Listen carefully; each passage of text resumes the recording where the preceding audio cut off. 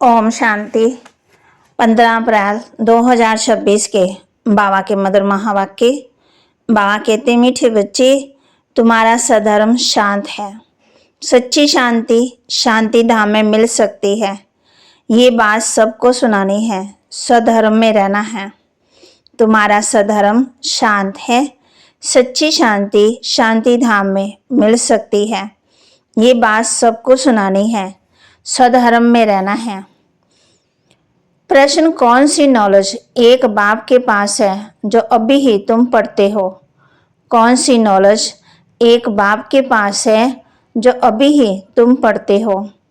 बाबा कहते, पाप और पुण्य की नॉलेज। भारतवासी जब बाप को गाली देने लगते हैं तब पाप आत्मा बनते हैं, और जब बाप को और ड्रामा को जान लेते हैं तब पुण्य आत्मा बन जाते हैं। ये पढ़ाई तुम बच्चे अभी ही पढ़ते हो। तुम जानते हो सबको सदगति देने वाला एक ही बाप है। मनुष्य को सदगति अर्थात मुक्ति, जीवन मुक्ति दे नहीं सकते।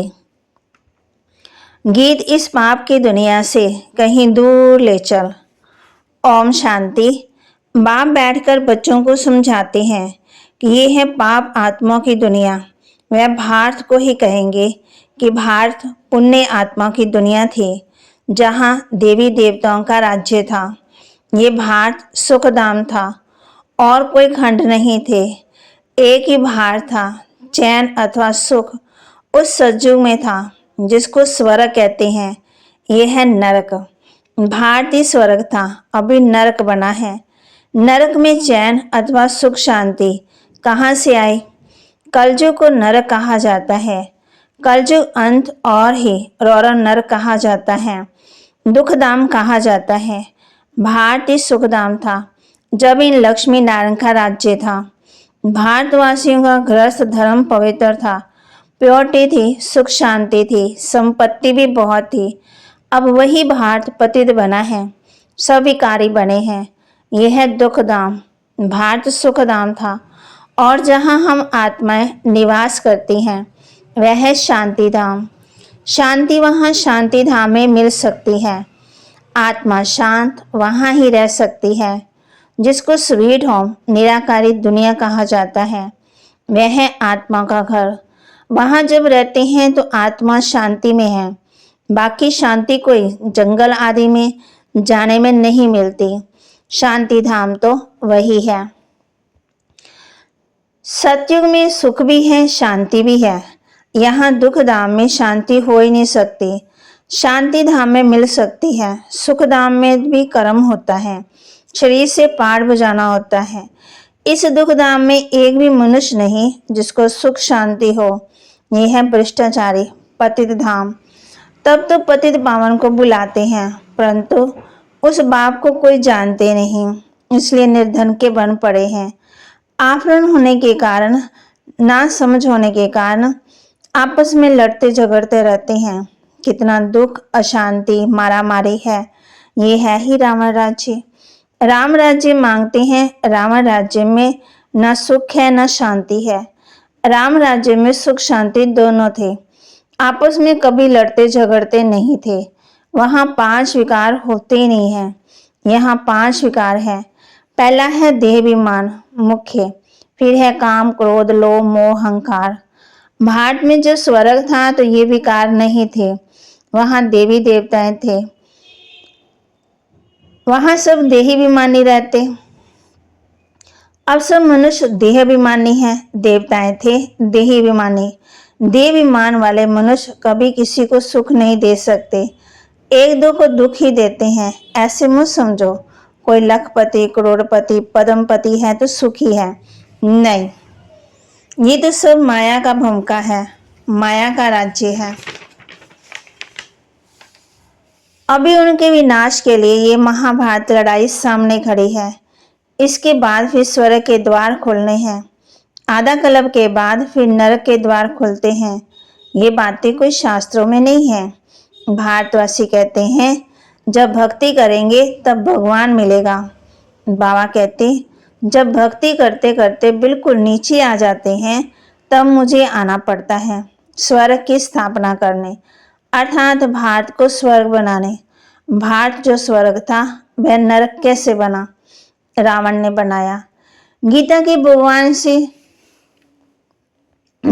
भगवान से तुमको राज्य मिला, 21 जन्म स्वर्ग में राज्य किया, फिर भारत द्वापर से कलयुग में आ गया, अर्थात उतरती कला हो गई।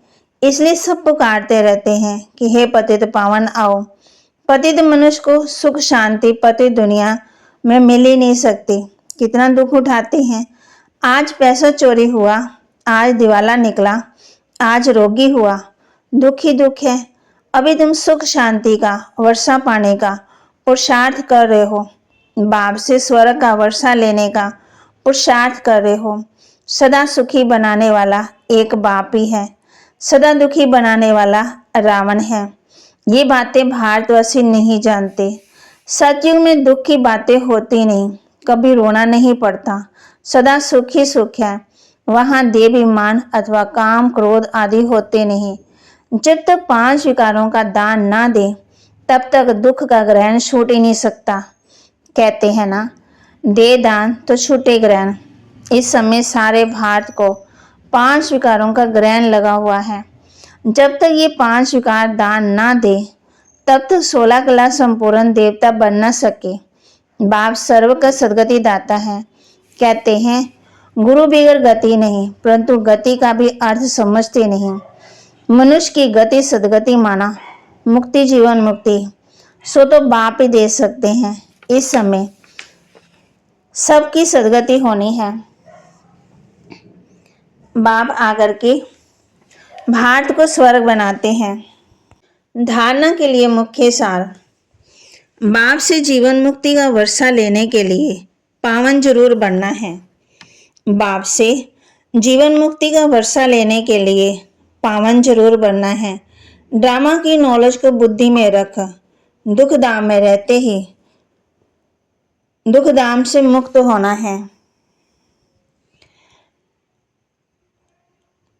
ड्रामा की नॉलेज को बुद्धि में रख, दुख दाम में रहते भी दुखों से मुक्त होना है। धन माल व शाहूकारी का नशा छोड़ देहाभिमानी रहने का पुरुषार्थ करना है।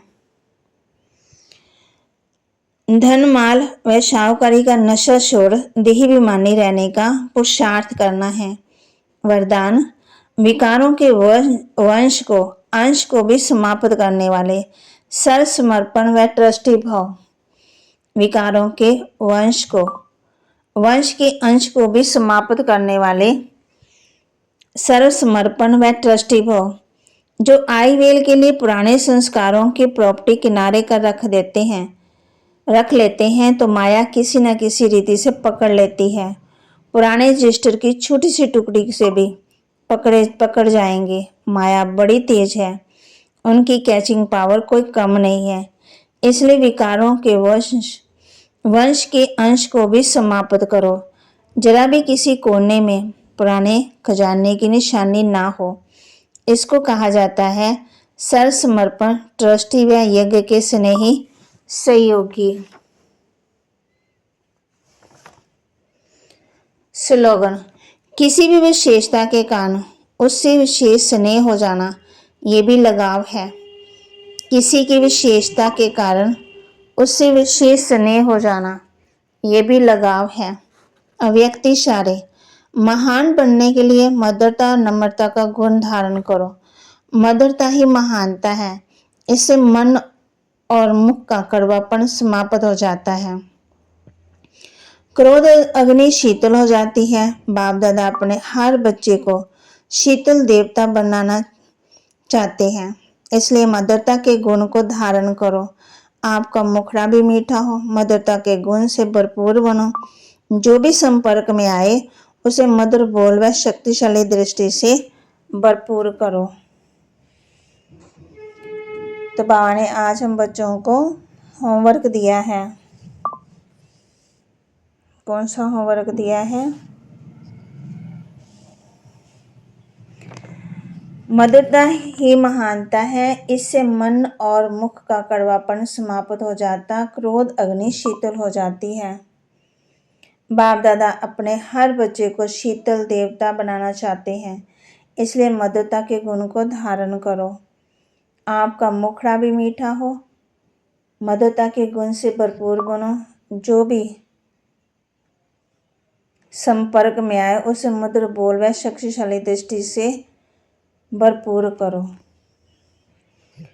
तो बाबा की महावाक्य को लाइक करें, शेयर करें और सब्सक्राइब करें और अपने जीवन में जरूर धारण करें।